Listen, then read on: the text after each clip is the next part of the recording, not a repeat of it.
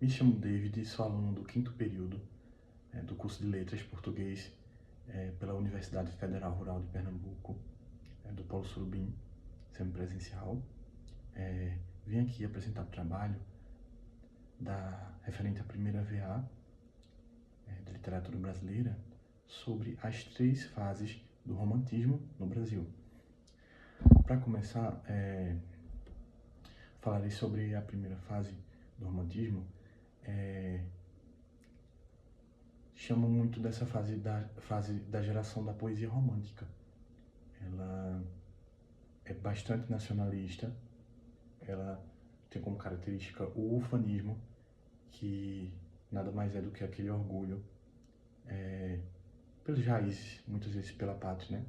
O ufanismo a gente usa até como orgulho atualmente, mas antigamente mais focado nesse orgulho pelo seu país, pela sua nação. Aqui também temos a valorização da natureza como característica.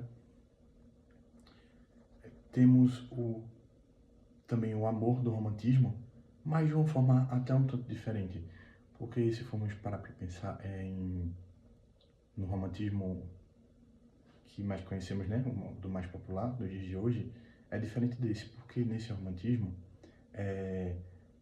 temos a característica às vezes de comparar a mulher com um elemento da natureza que considera bonito, tipo, é tão bonita quanto certo elemento da natureza.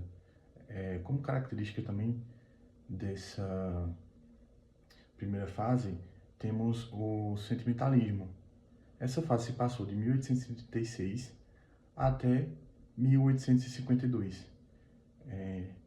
Então, quando falamos do índio, que é muito importante nessa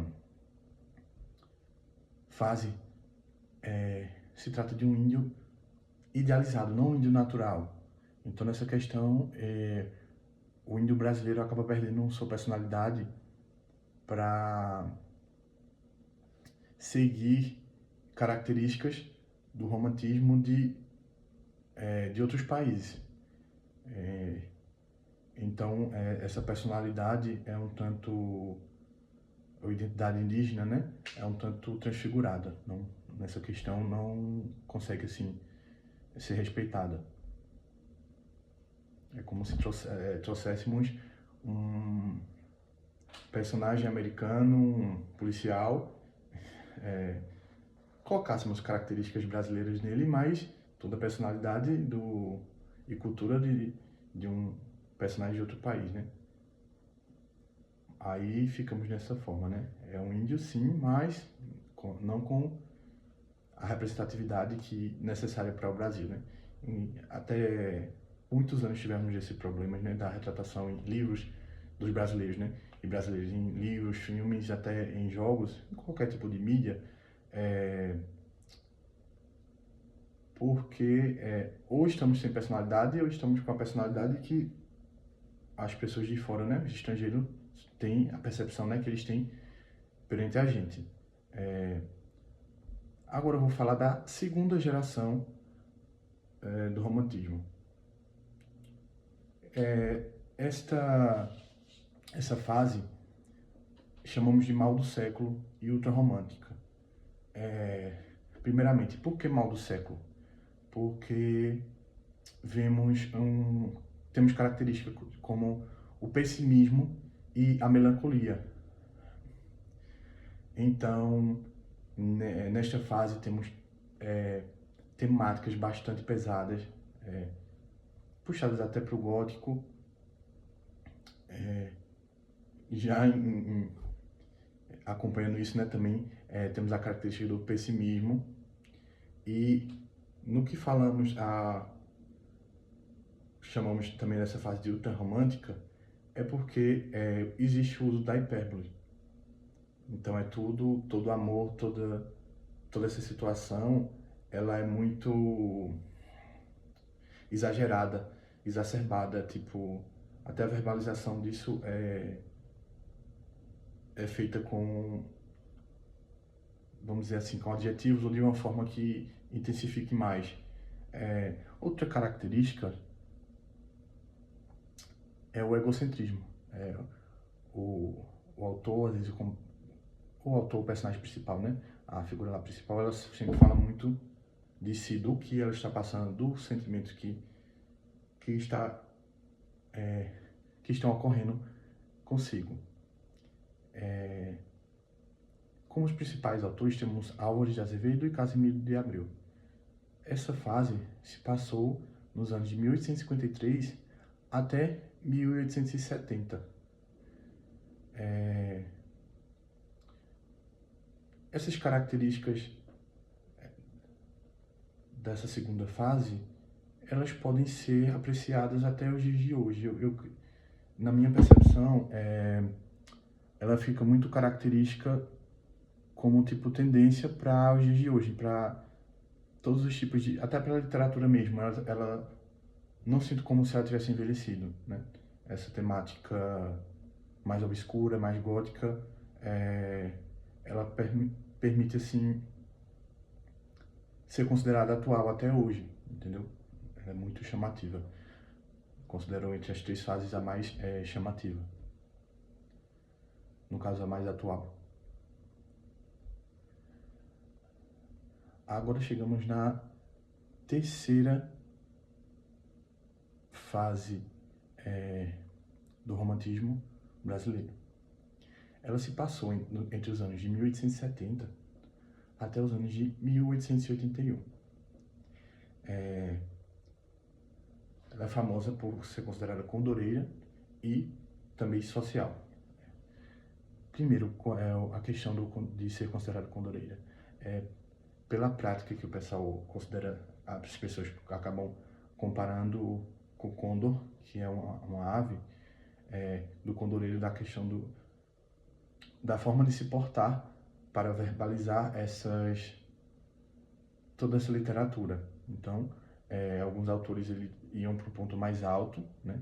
Ficavam lá de certa forma conseguiam se impor, se destacar, para conseguir assim fazer a transmissão do seu trabalho de uma forma com mais imposição. Então, uma característica aí bem interessante. Entre isso, assim, um dos principais autores está Castro Alves, né? Ele tem, inclusive, o livro O Condor. Também é considerada como social essa terceira fase, porque ela fala muito da libertação de escravos. Então, ela é social porque ela tem essa função da busca da libertação dos escravos, entendeu? Então,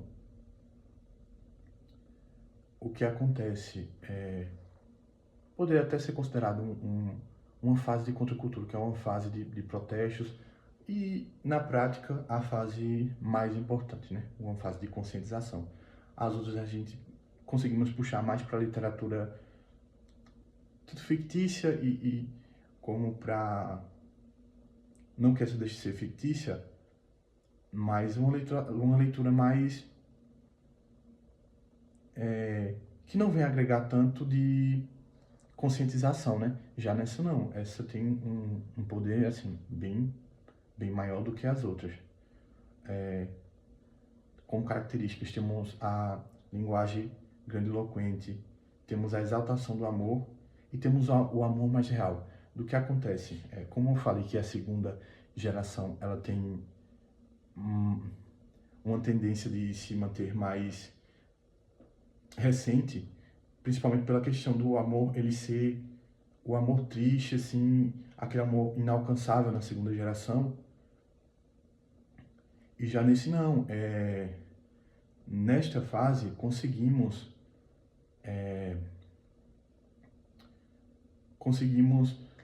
fazer a demonstração do amor real, um amor que ele acontece.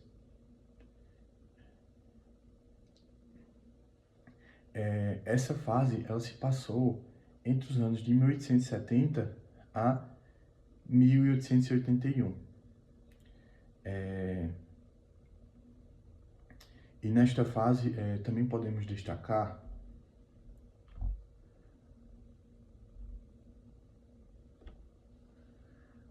o engajamento social e político influenciado por ideias socialistas.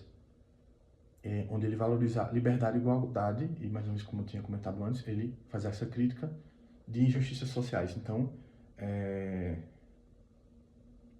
essa defesa pelos oprimidos, né?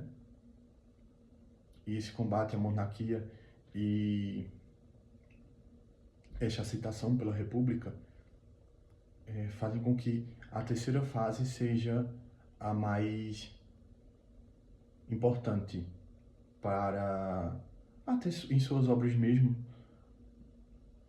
para a história. No caso, a terceira fase é a que consegue estar mais atrelada assim, à época histórica e seus problemas. É a que mais se importa também, inclusive, com a situação real. Então, estudar a terceira fase do romantismo do Brasil é literalmente como estudar história. Conseguir associar os conhecimentos de história do que passou naquela época e todos, né, os problemas com um romantismo. A característica maior de quem consegue isso é a terceira fase. Então é isso. Trabalho. Muito obrigado.